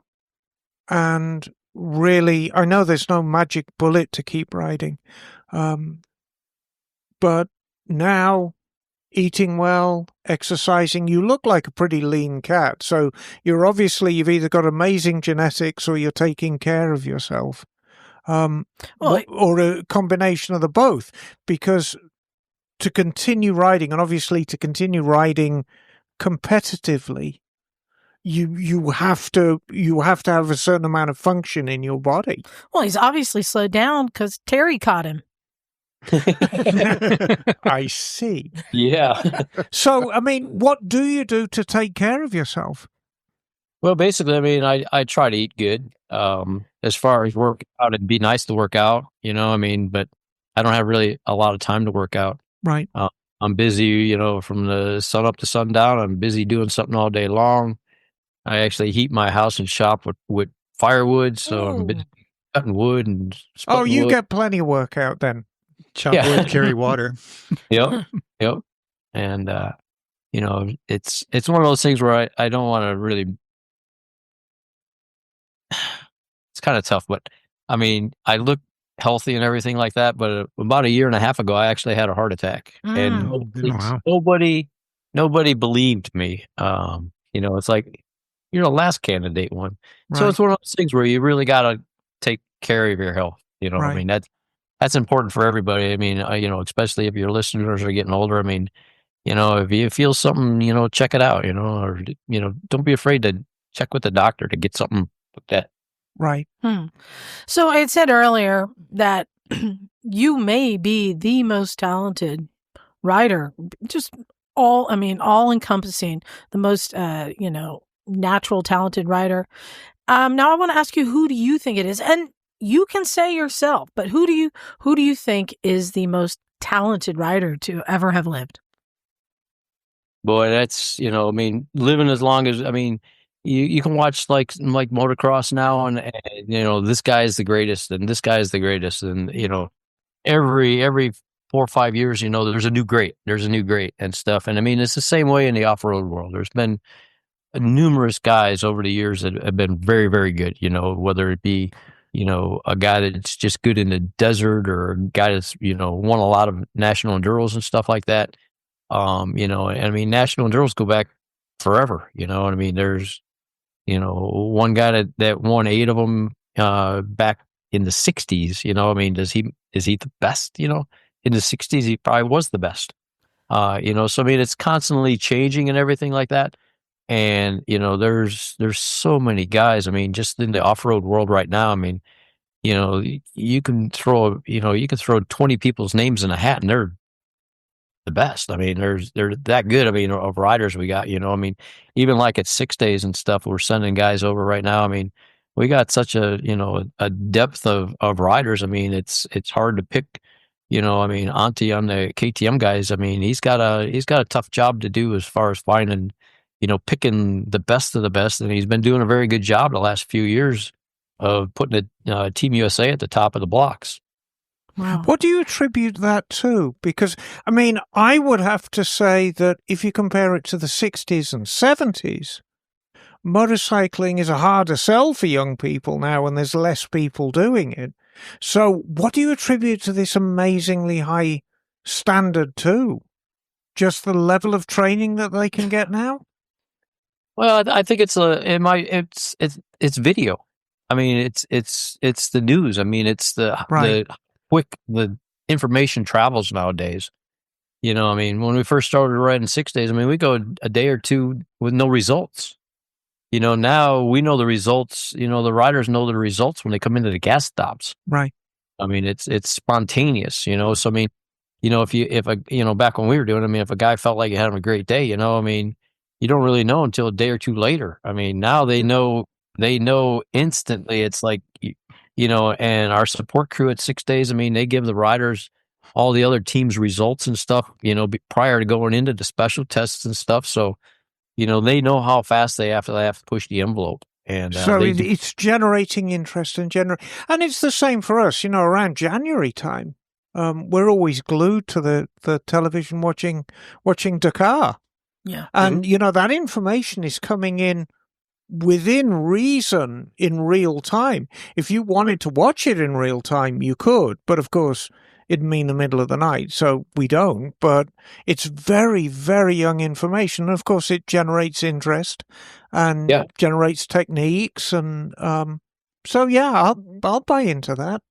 Mm-hmm. So I would like to propose something that maybe you haven't done yet that you might enjoy. You said you did the cannonball. You like that. Well, our own Bagel here on the screen, he does another type of cannonball. And if you like a good challenge, Bagel, you want to tell him what you've done? Well, I'm a 6-time participant in the scooter cannonball run, where we ride scooters from coast to coast, typically 300 cc's or less. I see a bunch of them in the background. Now I know. Yep. Yeah. The blue one right there is a 5-time cannonball bag. There you go. Yep. And there are guys who've done it on 50cc scooters. Yes, indeed. Now, could you imagine taking that kind of abuse? What would be harder, doing the ISDE or a scooter cannonball? Oh, ISDE. ISDE. Well, I think the ISD would probably be a little bit harder. Well, some of those people on the cannonballs fall asleep. The scooter would be a whole lot more fun. and now the 50cc ride may be longer, but yeah, I was going to say, I think for sheer endurance, it would be hard to beat the 50cc ride. How long does that go on for? Like a month? Well, the 50cc riders had some 14 to 16 hour days along the way, and then rebuilding their bikes rebuild the top at night. And then visibly aging from start to finish. You know, you start as a young person, then you finish at a retirement age, I suppose. Yeah. So, what will it take, do you think, to stop you from riding? Because you're still out there, you're still going hard. Is this you're going to go until you can't anymore? Everything I've done so far, it's like you know when to say when, you know. And in 14, I knew it was time to say when at the 6 days and stuff, and funnel my energy out towards the team for the give them more tips and get them supplies and stuff that they really need for the event. Right.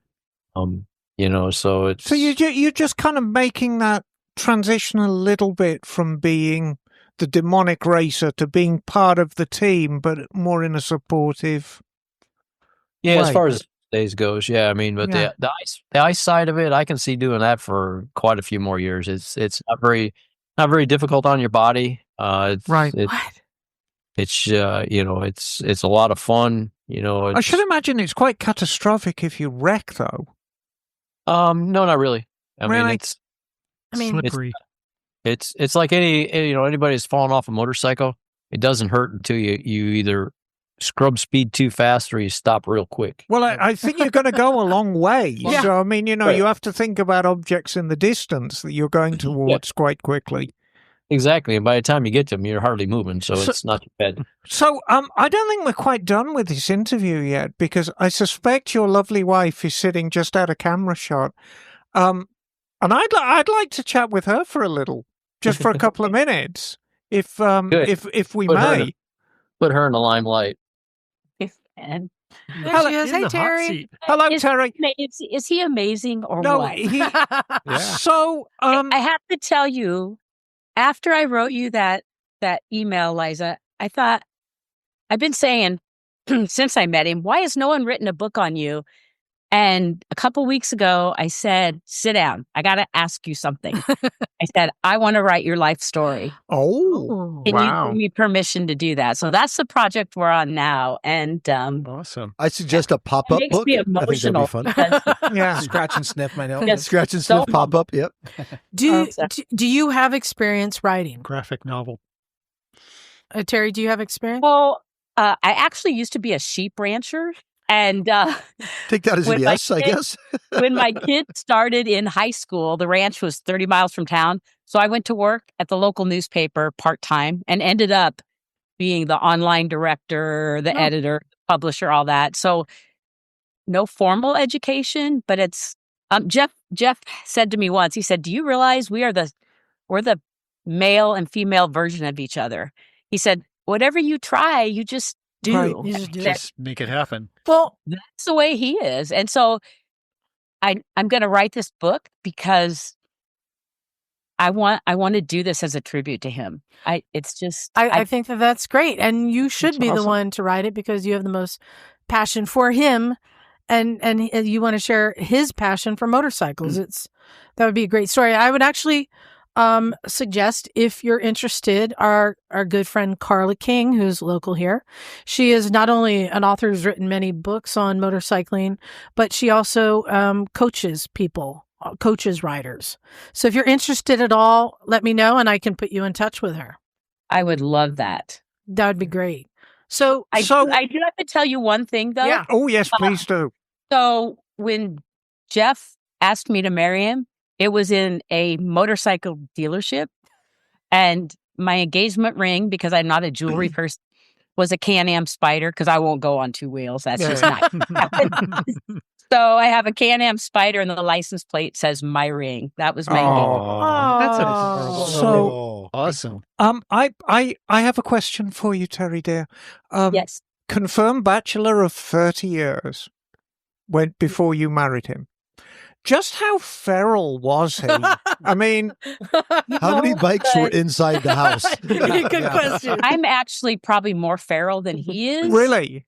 So it was, I don't know, we just meshed. The minute we met, Okay. it was just like, where have you been all my life? And I hope he thought the same thing. So let me ask the obvious question. How did you meet?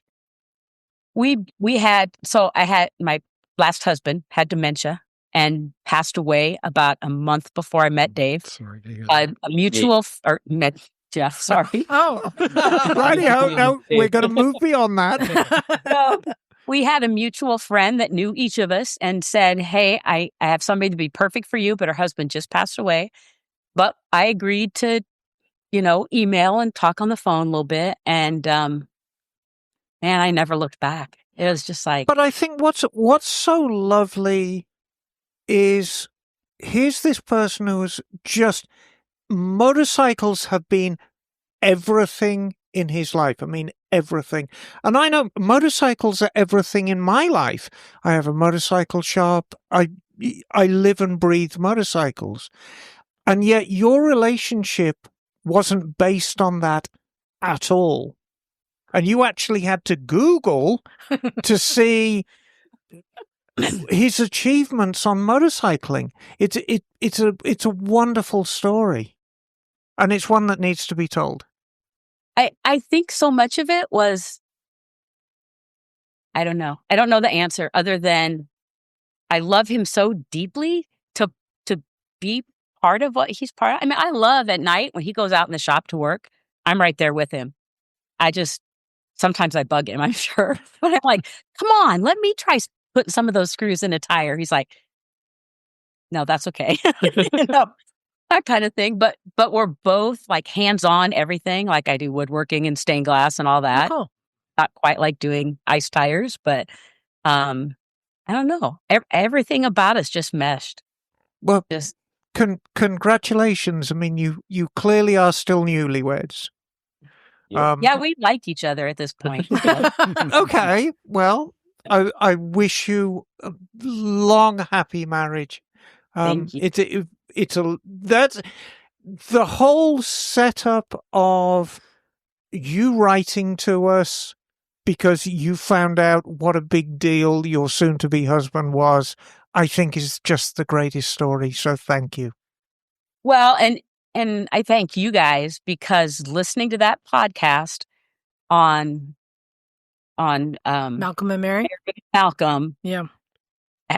just the way you guys talked about them with just this awe and respect. I don't know. Well, you guys are. That's cool. I hope one day we can all meet in person. Because Well, I sincerely hope so. Cool. You know, Sorry. we always try and put out the best motorcycle content we can find, and we're very, very aware, as an eclectic group of people as we are, and believe me, we are a bunch of freaks.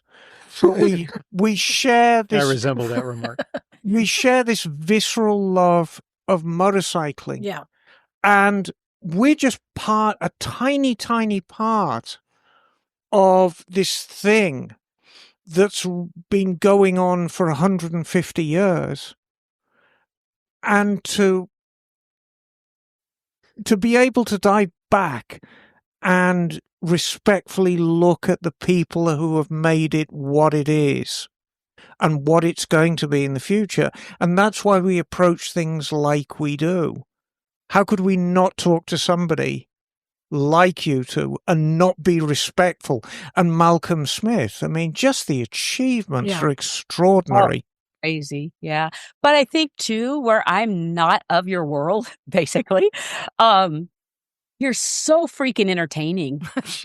Well, that's another part of it. That's where the freak show comes in. But it like carries you on to the next topic of whatever you're talking about. You're just fun. Well, you know, there are some very real friendships here. I mean, some people have asked us in the past and said, you know, this is all an affectation for the show. I mean, these are characters you've invented for the show. And no, this is who we are. And we have a genuine friendship away from the show. Except for Liza. I can't stand her guts. Oh, she's the bane of my existence. So, I wanted to thank you for introducing us to Jeff and getting his story out rather than waiting like Malcolm and Mary, which, I mean, we knew their stories, but unfortunately it wasn't till, they're gone that a lot of people really learned about them. We've been with you for an hour, so I want to start wrapping up. We've got 2 questions left for you. John, what do you have? So first is, looking back at your amazing career, what are you most proud of? The 6 day stuff. All right. Good answer. That's great. By far. It's the most, I get most emotional over 6 day stuff. Nice. Was there an individual race that stands out? Like it was just epic in some way that you had to fight through this, that, or the other thing? A particular year?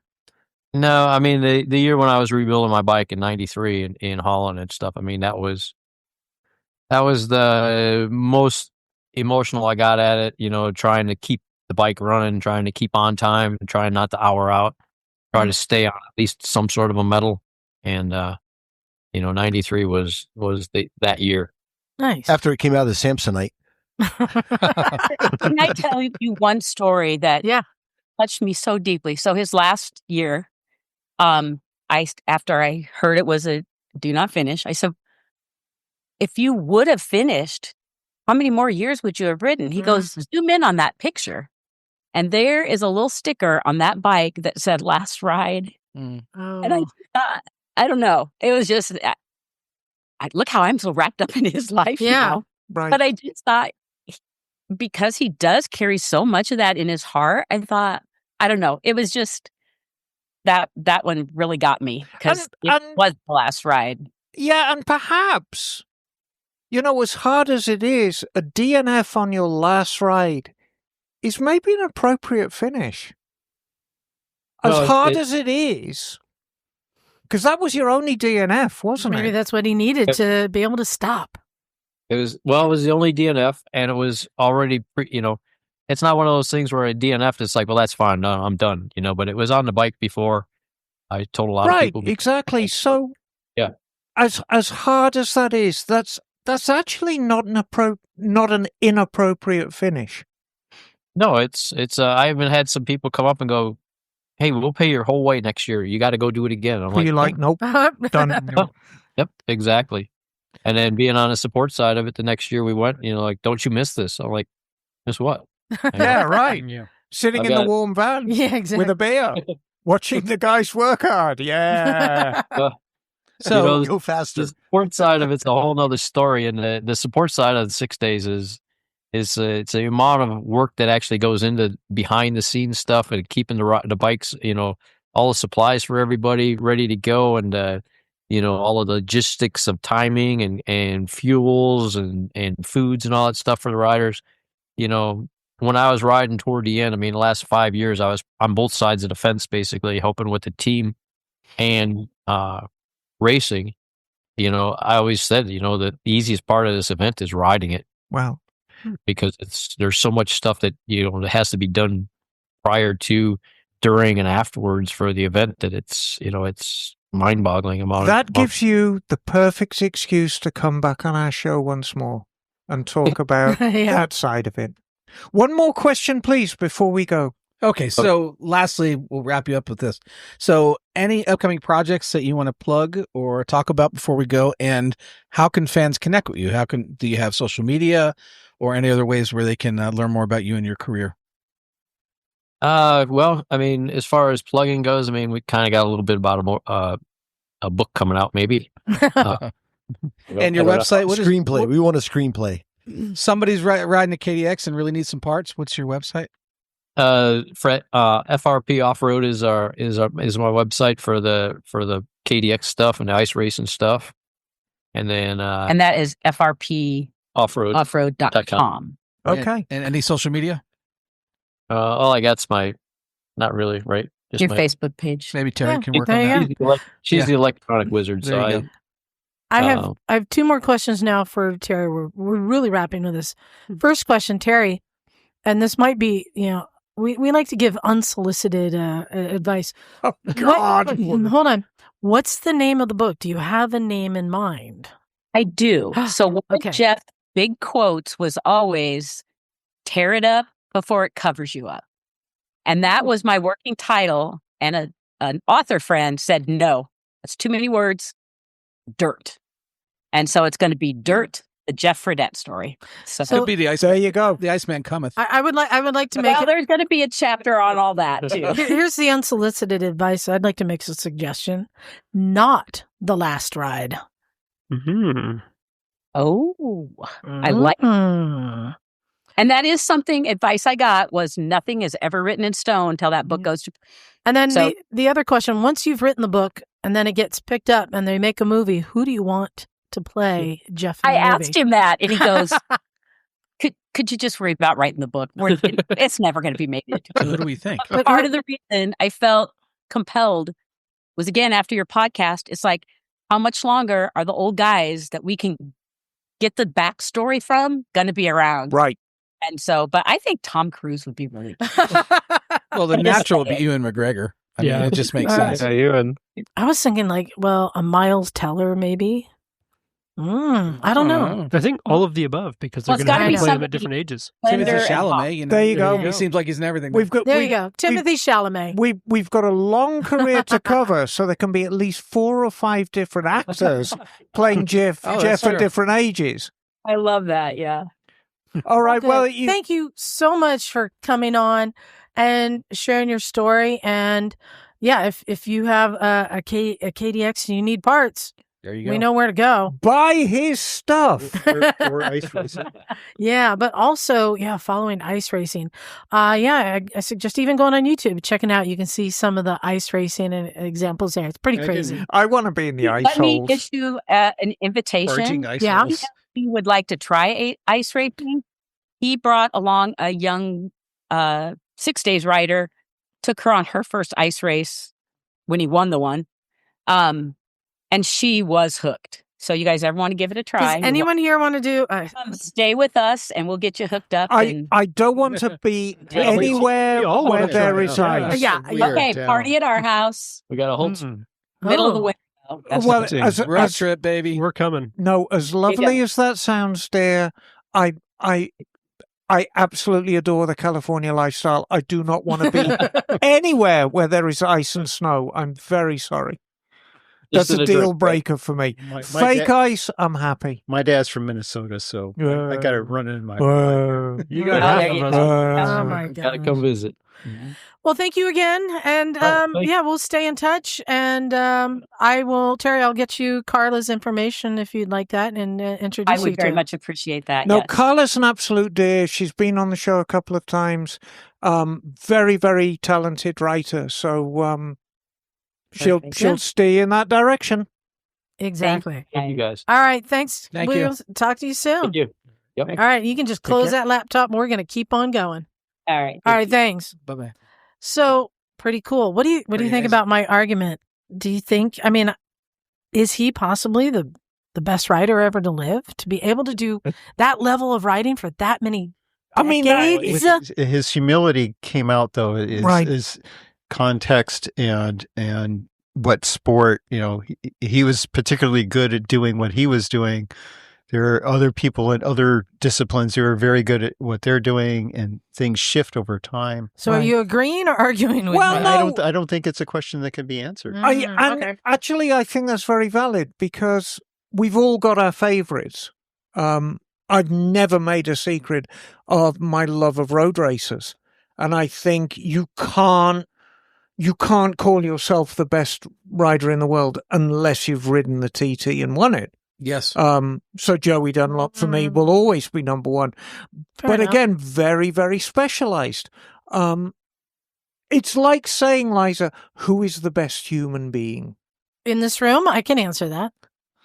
It's Jim. I think we all agree on that. Oh, That's only because I brought Italian pastries. Anybody who I- brings me a chocolate eclair is the finest human being that money can buy. I don't. Phil. I hope I don't embarrass you, but you did something tremendously cute this week, and I What did I don't do? know if you are aware of it. Was I sedated at the time?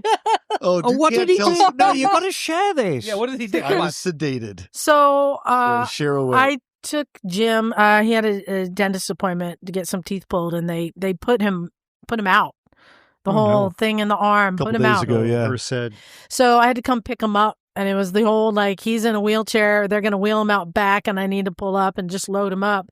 And I mean, he's not groggy, but he was definitely in a very cheery mood and just as sweet as can be. Hospital drugs And are good drugs. the nurse who pushed him out to take him to the car, he said, "Thank you so much," and gave her a hug goodbye before we shoved him in the car. And I'm like, oh, that is so cute. That is so the essence of Jim.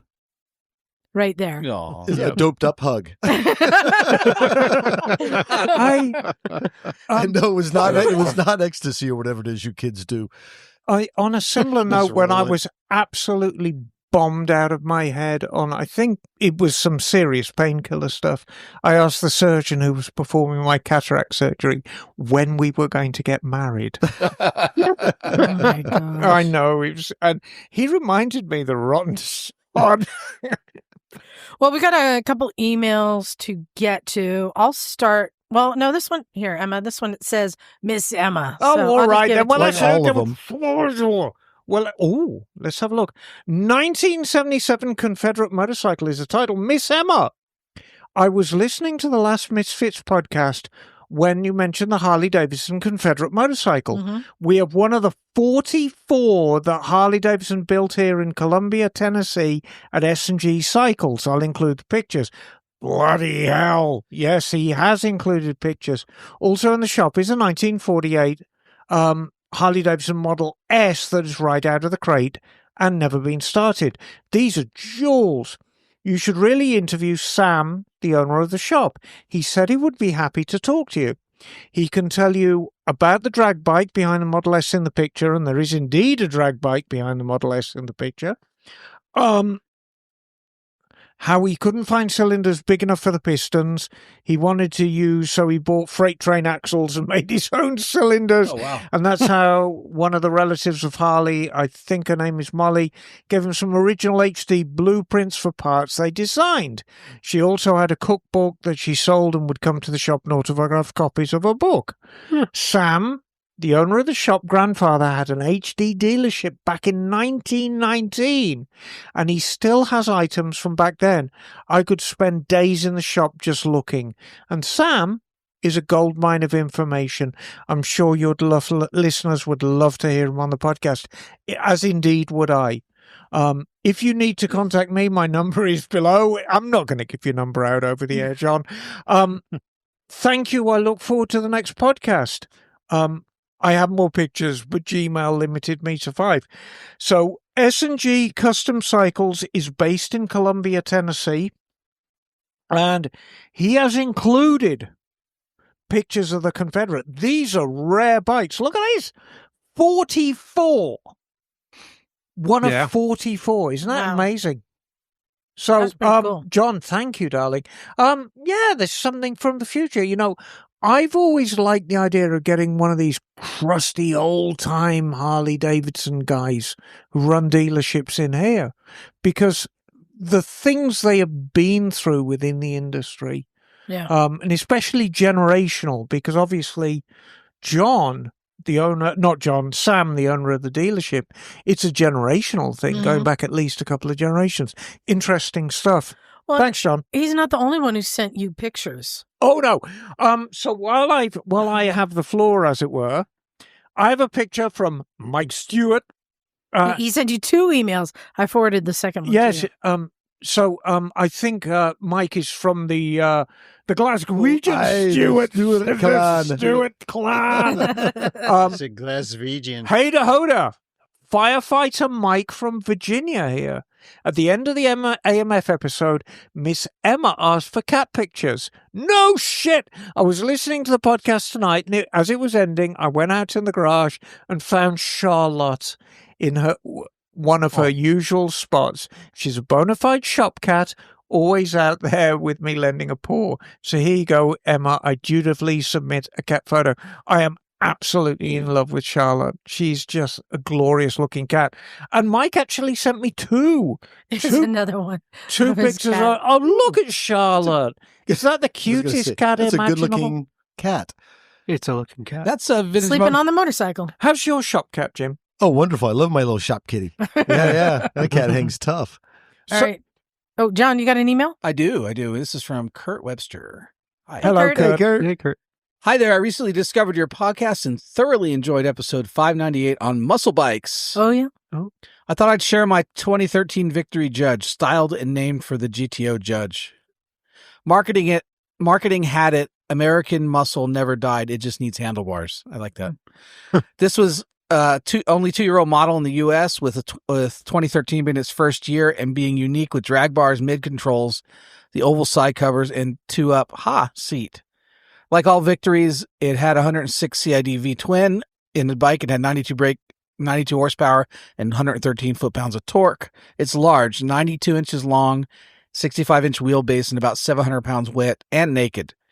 I'm 59 years old and will be buying an early C3 Corvette convertible in the near future. I was the customer for this bike when it was new.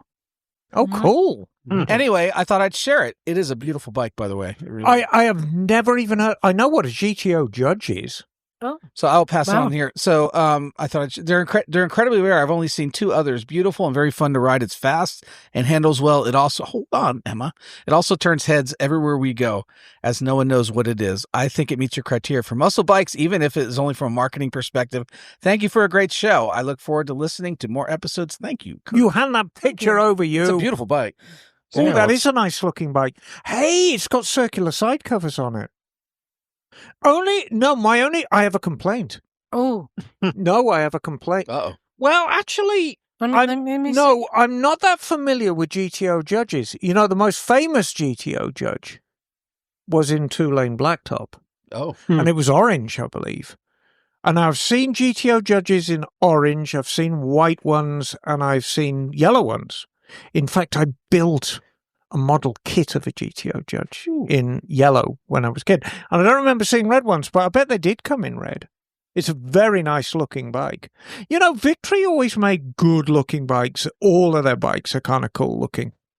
Yeah. So voila. Oh, Scottie, there's somebody selling on Facebook Marketplace a Victory motorcycle that crashed and has front end damage and a dented tank. And I keep thinking that would be a great like monster dirt bike donor thing. Goodness, I've got too many motorcycles to sell right now. Well, how much are they asking for it? Oh, like 600, I think. It's like nothing. Bargain. Nothing. Okay, Yeah. Go ahead, Emma. All right, Bagel, you got one there? I do. An email here from Josh Clark. Where's Josh from, Bagel? Hello, Josh. Well, he says, I wanted to give a little update on the York Harley plant since I live nearby. Oh, yeah. I drive by often for work and see trucks coming and going. If you do a search for jobs there, they still have listings. Oh. My girlfriend's mother was let go from second shift February 20th when they scaled back. Also, the tours were shut down during COVID lockdown and haven't returned. Lastly, I want to share my experience with laying hands on my bike as Emma recommends. The weather is getting better here. However, when I get done with work, if I were to go for a ride, I would just get stuck behind school buses or in rush hour traffic, and it would get cold quickly once the sun sets. Right. Sometimes I just decide to do some maintenance on the bikes after work instead, and it feels good. Josh from Lebanon, PA. Oh, thanks, Josh. You know, if you want the complete motorcycle experience, lay your hands on your bike. And before you think you've got to be an ace mechanic, just cleaning it, just laying your hands on your bike and working on that relationship with it, because it's like a marriage. Emma, I want to one-up that statement.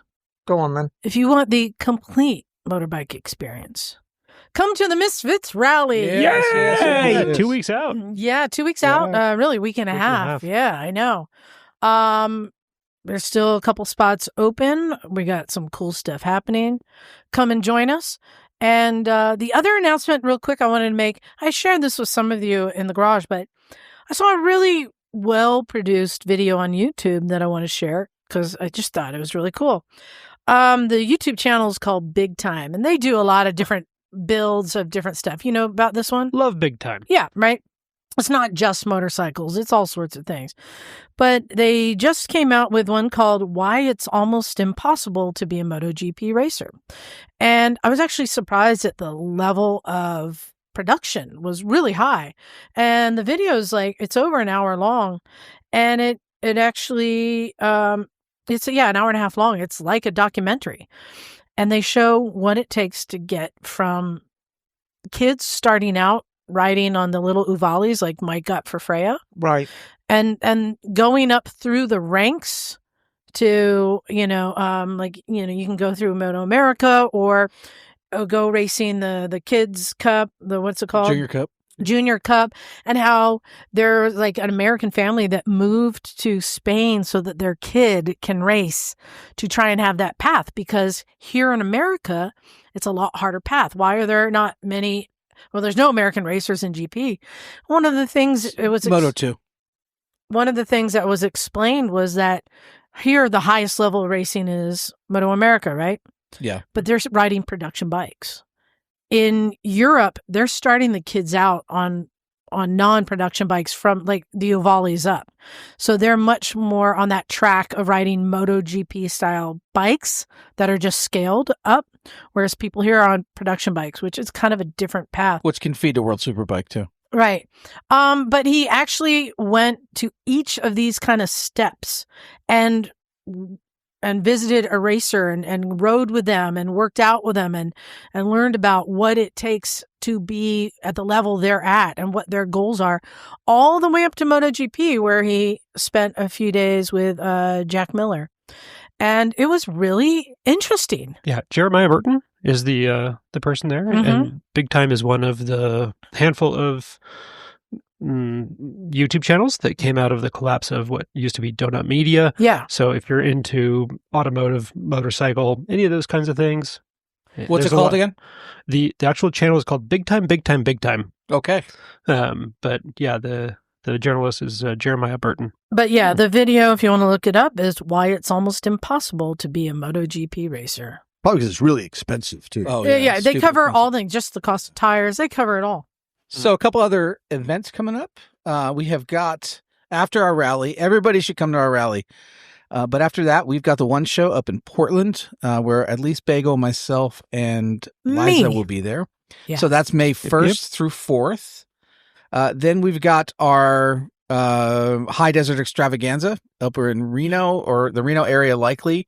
That will be May 15th through 18th. Bring yourself, bring everything you need, bring firewood, come self-sufficient, and come ride dirt bikes with us. And then we've got, after that, that same weekend is the Quail, That's right. where Miss Emma will be there, handing out gin and tonics. I am going to be the sole misfit at the Quail, but that is the bad news. The good news is, as always, the infamous Mototown 10 will be serving gin and tonics to whoever wants one. Rain or shine. And then we're headed down to the summer where we've got Moto America and Arma.